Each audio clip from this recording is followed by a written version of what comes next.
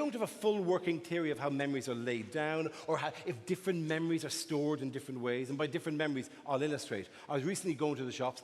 I had a list of things to buy, and I was at the door where my wife goes, "We need bread." And I'm there going, "I don't have a pen on me to put bread onto the list, but don't you worry, it's in there. I have put it in here. I have put bread into my head. Don't you worry, honey, it is in there," right? Now, obviously, I made an arse of it, right?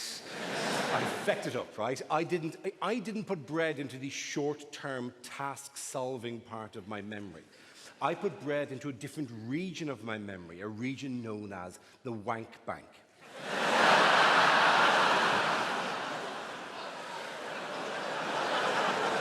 So I came back without any bread. But more disturbingly,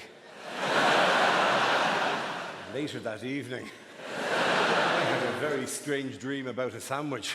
Oh, 50-50, you're a naughty bread, aren't you? 50-50. What are you? Are you brown bread or white bread? I can't tell. You're a dirty teasing bread. A dirty, dirty bread. Sorry. See, you become like an amateur psychologist anyway if you have children, because you can see their brains develop, as I'm sure my experts will back me up on. A child's brain is very similar to a human brain.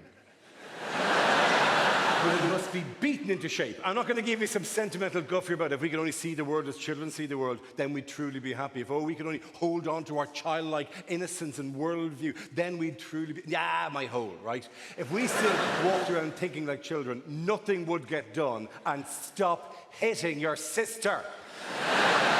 There are only two situations in the world where children have got the right idea and we as grown-ups have lost something beautiful. Two. One of them is swimming pools. Jesus, we have ruined swimming pools as adults, right? Kids have the right idea about a swimming pool is you enter at any point, and then when you're in there, you go whatever direction you want. Up, down, left, right, you float, you fart, you do whatever you dreamed of doing in a zero-gravity, frictionless environment. We, grown-ups in our lanes, slowly advancing on the wall, touching the wall, turning around, going to the other wall, the prison yard of the swimming pool experience.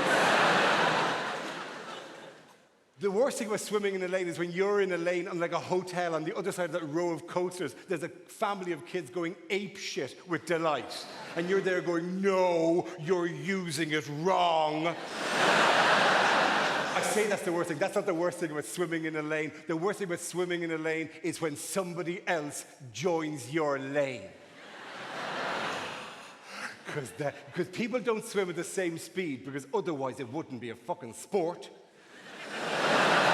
So now you're either slowly catching up with them or they're slowly catching up with you. And Jesus, the tension is unbearable. I only came in for 30 minutes of cardio and now I'm in the fucking Hunger Games.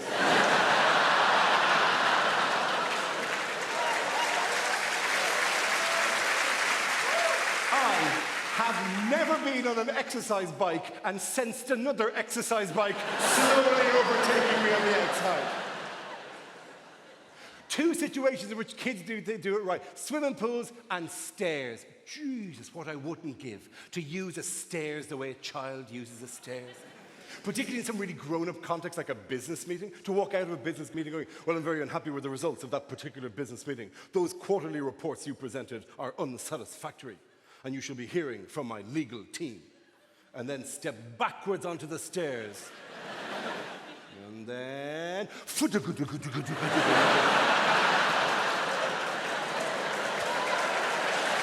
Good day. Hi, this is Dara Ó Briain. This is my YouTube channel, so subscribe and like to get more funny clips.